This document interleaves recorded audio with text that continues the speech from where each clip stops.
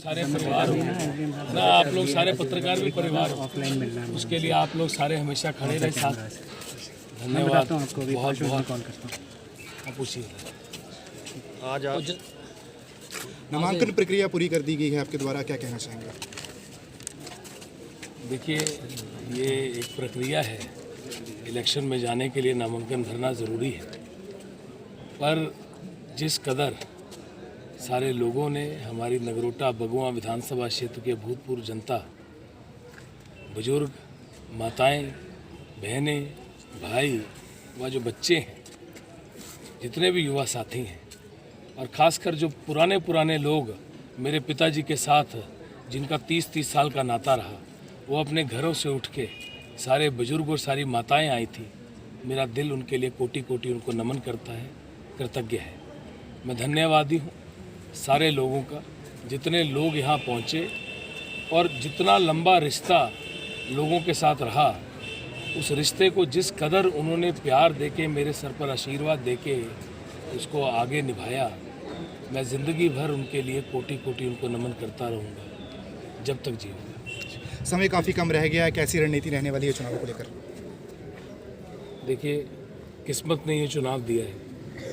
मैंने कभी नहीं सोचा था कि मुझे नगरोटा से इलेक्शन लड़ना है। मैंने कभी नहीं सोचा था कि मुझे इलेक्शन भी कोई एमएलए का लड़ना है। मैंने कभी अप्लाई भी नहीं किया था, जबकि बाकी सब लीडर जो थे, जितने भी सीनियर लीडर रहे, उन सब के बच्चे बहुत साल पहले अपने पिताजी के रहते रहते एमएलए बन गए, चाहे बुटेल। मैंने कभी अप्लाई भी नहीं किया। जब भी मुझसे मेरे नेता दिल्ली में पूछते थे, चाहे श्री राहुल गांधी जी पूछते थे, चाहे मेरे नेता जो शीर्ष नेतृत्व है वो पूछता था, मैं उनको यही कहता था कि हमारे लिए राजनीति जो है वो पिताजी है, और पिताजी के लिए रात दिन समर्पण रखना है ताकि उनके कार्य पूरे हों, क्योंकि परिवार में एक आदमी रात दिन लगा हुआ है और काम कर रहा है। किस्मत ने ये चीज़ की है। हम चाहते तो ये थे कि हम पिताजी को मुख्यमंत्री के तौर पे देखें, और ये भी चाहते थे कि वो पूरे प्रदेश का प्रतिनिधित्व करे, और नगरोटा बगुआ के पास जो नगरोटा बगुआ जिस सपने को लेके आगे बढ़ा था, वो सपना साकार हो, और श्री जीएस बाली जी की मेहनत जो है उसका उनको आशीर्वाद मिले। मुझे लगता है प्रकृति के आगे किसी का बस नहीं चलता, और बिल्कुल पास जाके एक कदम दूर उससे रह गए।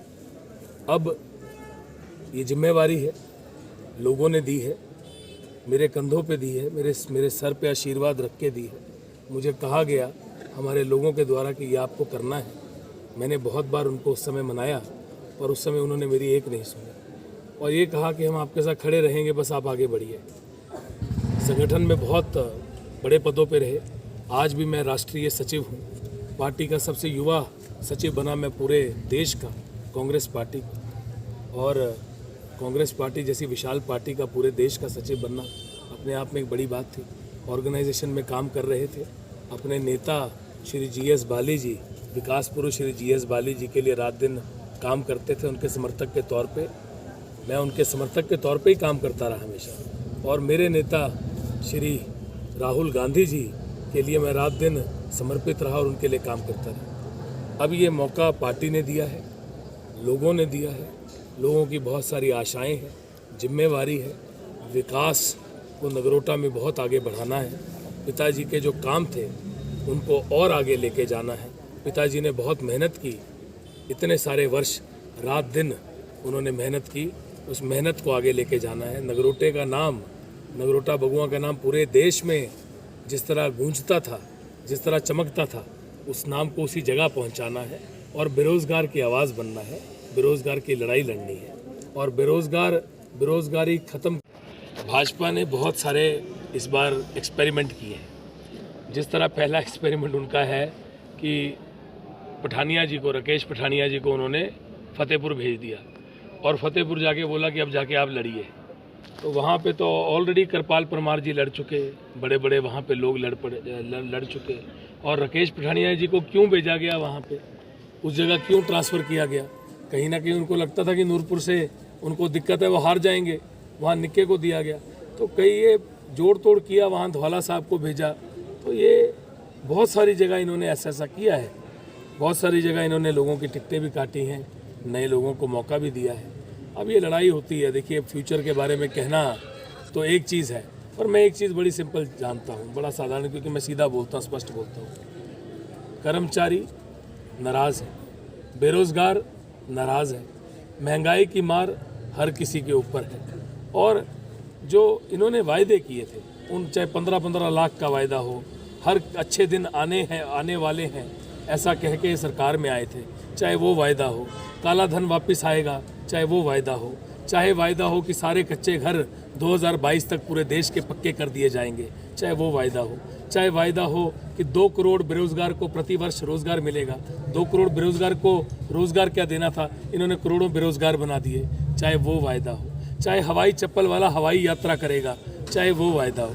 तो जितने वायदे भाजपा सरकार ने पूरे देश को किए थे और कहा था कि अच्छे दिन आने वाले हैं, ऐसे कोई अच्छे दिन नहीं आए, और अच्छे दिन की तलाश में आज एक आम आदमी अपने घर से बाहर, खिड़की से बाहर ताक के देख रहा है कि वो अच्छे दिन कब आएंगे। अगर आया तो अग्निवीर आया, और हिमाचल में अगर आप हर दूसरा घर देखें, खासकर कांगड़ा में, ये भूमि रही है फौजियों की, ये भूमि रही है देश पे शहीद होने वालों की, जो भूमि रही है उन फौजियों की जिन्होंने अपनी जान न्यौछावर कर दी देश के लिए।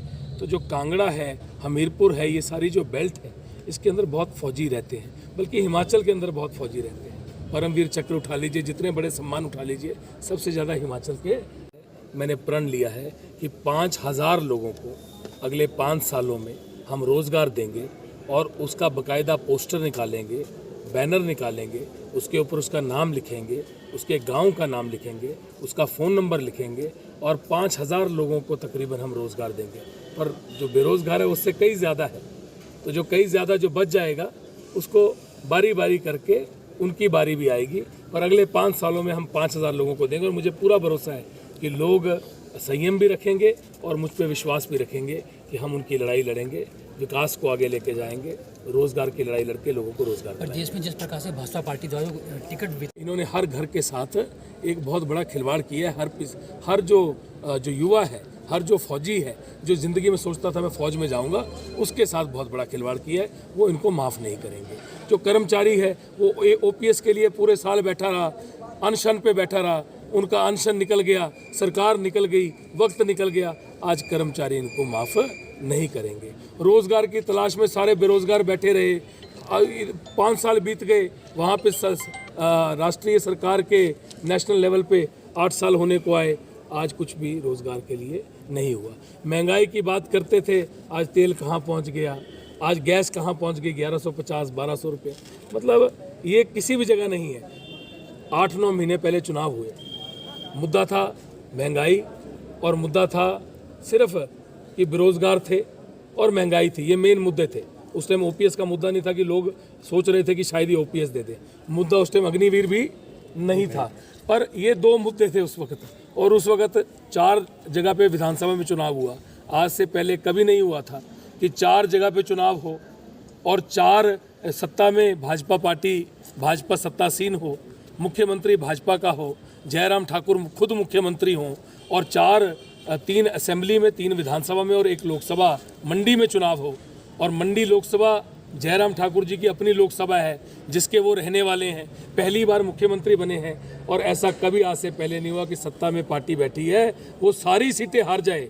ये पहली बार हुआ है कि 8-9 महीने पहले जो बाई इलेक्शन हुआ, उस बाई इलेक्शन में 3 सीटें विधानसभा की और 1 लोकसभा की जो सत्ता में भाजपा बैठी है, उसको लोगों ने उखाड़ के बाहर फेंक दिया। बोला आप मुख्यमंत्री रहो, पर सीटें आपके पास नहीं आएंगी, अब सारी सीटें कांग्रेस के पास जाएंगी। ये दर्शाता था। वो 2 मुद्दे थे, एक मुद्दा महंगाई था और दूसरा बेरोजगारी था। अब OPS भी जुड़ गया और अग्निवीर भी जुड़ गया। इनका सुपड़ा साफ है, 60 से ऊपर सीट आ रही है। हमसे जुड़े रहने के लिए हमारे YouTube चैनल को सब्सक्राइब करें और नई वीडियो की नोटिफिकेशन के लिए बेल आइकॉन को दबाएं। अगर आप ये वीडियो Facebook पर देख रहे हैं तो लाइक जरूर करें और ज्यादा से ज्यादा शेयर करें। इसी तरह के और भी अपडेट्स के लिए फॉलो करें हमारा Instagram पेज himachal.k3।